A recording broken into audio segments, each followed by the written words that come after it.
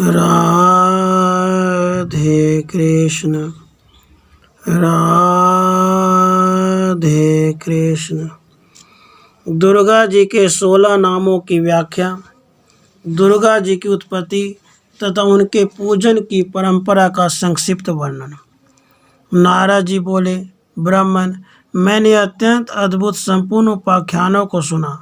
अब दुर्गा जी के उत्तम उपाख्यान को सुनना चाहता हूँ।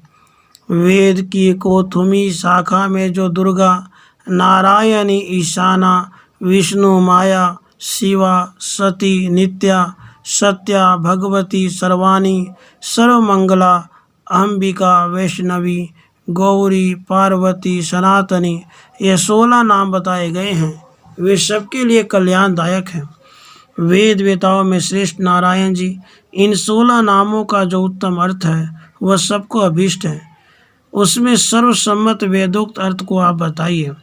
पहले किसने दुर्गा जी की पूजा की है, फिर दूसरी, तीसरी और चौथी बार किन किन लोगों ने उनका सर्वत्र पूजन किया है। श्री नारायण जी ने कहा, देवर्षि, भगवान विष्णु ने वेद में इन 16 नामों का अर्थ किया है।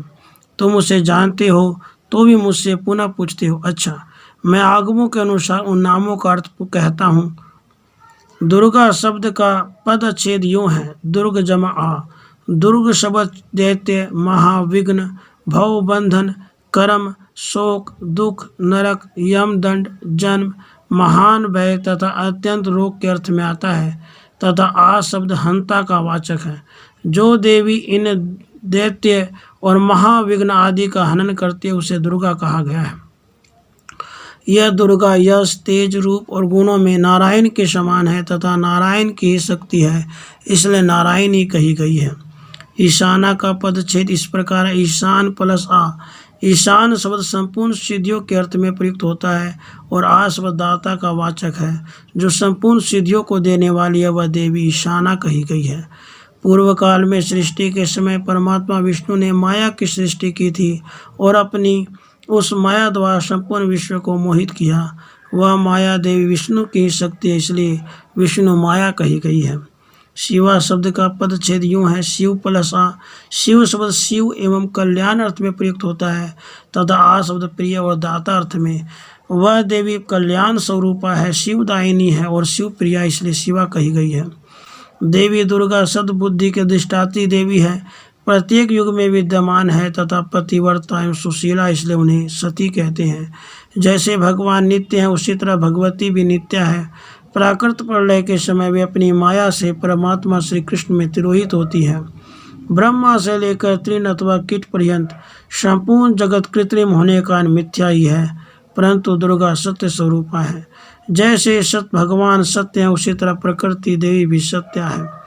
सिद्ध, ऐश्वर्य आदि के अर्थ में भग शब्द का प्रयोग होता है, ऐसा समझना चाहिए।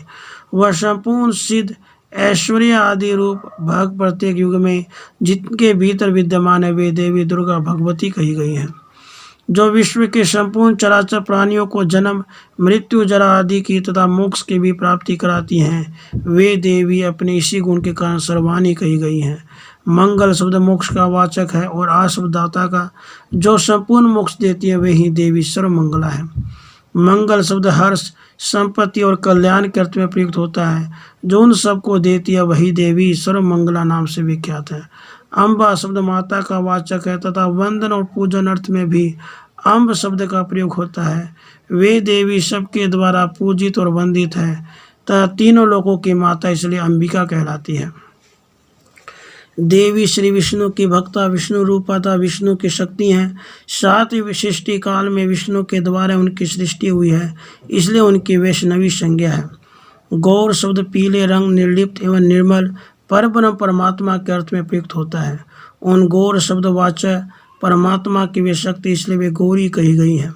भगवान शिव सबके गुरु हैं और देवी उनकी सती साध्वी प्रिया शक्ति, इसलिए गौरी कही गई हैं। श्री कृष्ण ही सबके गुरु हैं और देवी उनकी माया, इसलिए भी उनको गौरी कहा गया है।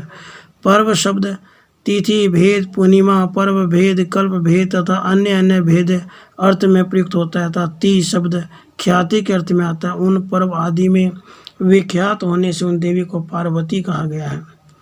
परवन शब्द महोत्सव विशेष के अर्थ में आता है। उसकी अधिष्ठात्री देवी होने के नाते उन्हें पार्वती कहा गया है। वे देवी पर्वत गिरिराज हिमालय की पुत्री हैं, पर्वत पर प्रकट हुई हैं और पर्वत की अधिष्ठात्री देवी इसलिए भी उन्हें पार्वती कहते हैं। सना का अर्थ है सर्वदा और तनी का अर्थ है विद्यमाना। सर्वत्र और सब काल में विद्यमान होने से वह देवी सनातनी कही गई हैं।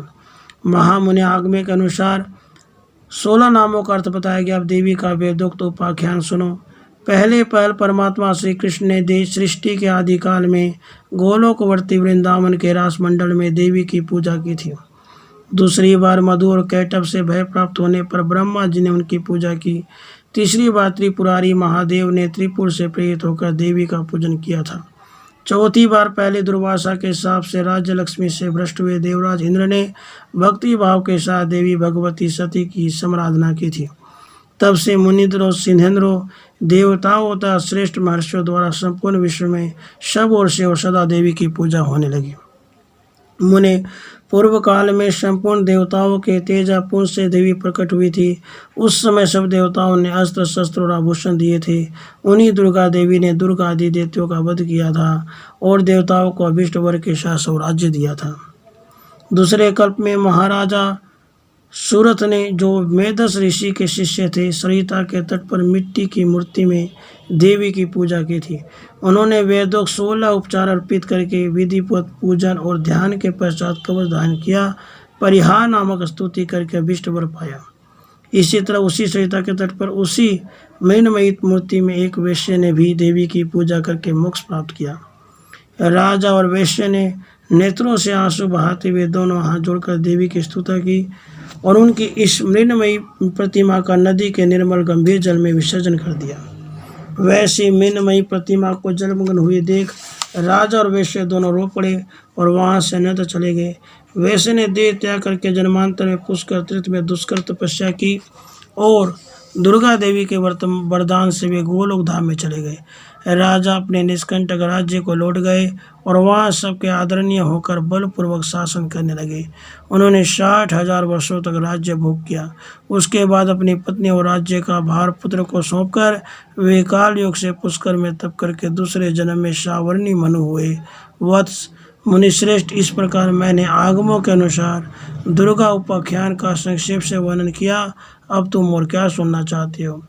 उसके बाद नारद जी के पूछने पर भगवान नारायण ने तारा की कथा कही और चैत्रतन्य राजा धीरज से राजा सूरत की उत्पत्ति का प्रसंग सुनाया।